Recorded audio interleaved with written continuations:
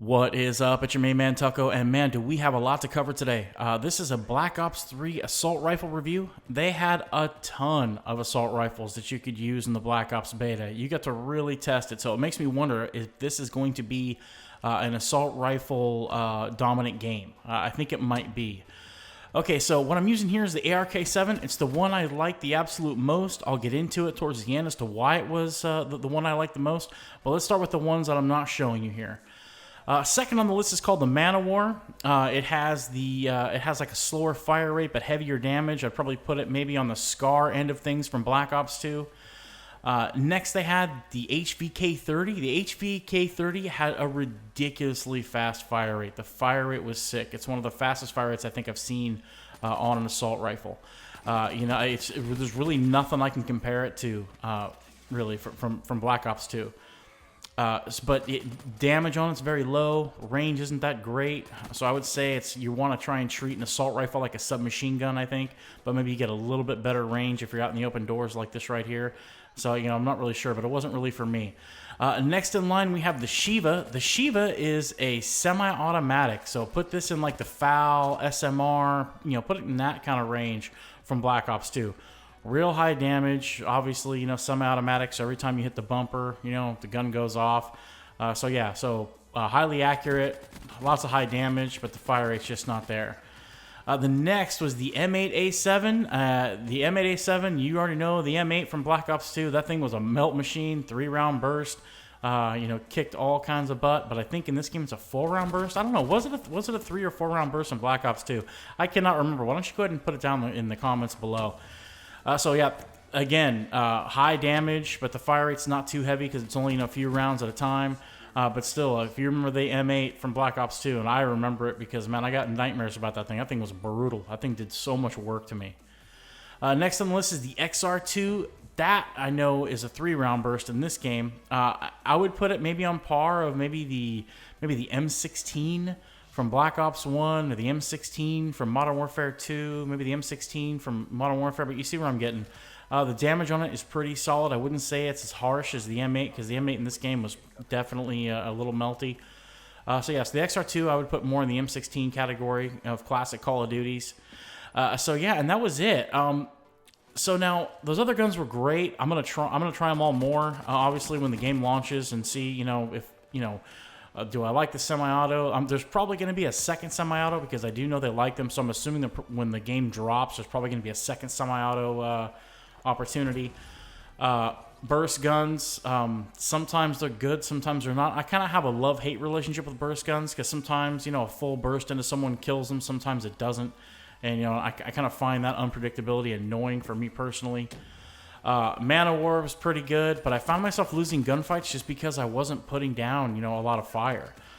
I'll tell you why I chose this. Okay, so now, this gun that I'm using here is fantastic. The ARK-7 is great. What I liked about it was that I didn't feel like I was losing too many stupid gunfights, if you know what I'm talking about. Those times when you put a couple rounds into a guy, and next thing you know, you die. Like, he finds some way to kill you. And it's not even necessarily getting turned on. Just literally face-to-face in a gunfight, you'll get the first 2 rounds on it, but then you'll die. If you've played Call of Duty for more than 6 seconds, you have had that experience. There's no doubt in my mind about that. But I didn't find myself losing too many of those gunfights in this game.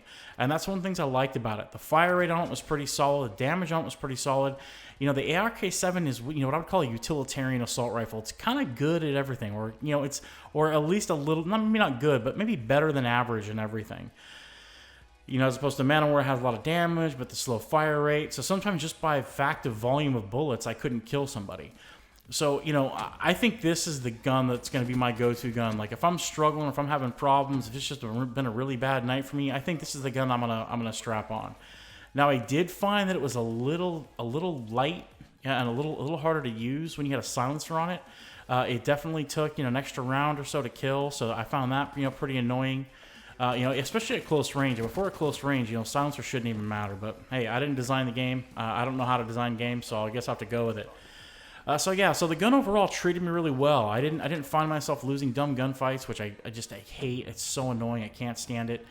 So that's why it was my favorite, is that it felt like I could pick it up at any point in time and I could still do pretty good with it. I think the ones that are like, kind of the more the high risk guns, the semi-autos and stuff like that, if I'm really feeling it, my aim's on point. That's usually when I pick up a burst gun, or if I pick up, a semi-auto. That's when I'm just absolutely feeling it. Look, I just got killed by a Goodyear tire. Unreal. So overall, that's what I would say. But just the sheer volume of assault rifles that they gave us in this game really tells me that it's going to be probably an assault rifle heavy game. I do. I think ARs are going to rule this. I mean, I could be totally wrong, but because they had so many, which means they probably have more still left to drop, that means this game is gonna be flooded with assault rifles. And I can tell you that when I played, I only got to play 2 days of the beta. I was so busy doing other stuff. I just bought a new house and it was just chaos. I only got to play a couple days, and when I say couple days, I mean like maybe 5 or 6 hours total time. The one thing I found is I ran into predominantly assault rifles. That's probably the thing I ran into the most when I played the beta. But I would say the ARK-7 is probably going to be my go-to gun. I like the fact you get it early. You get it like as a level 1, so that's awesome. I love it when you get something decent when you first start out.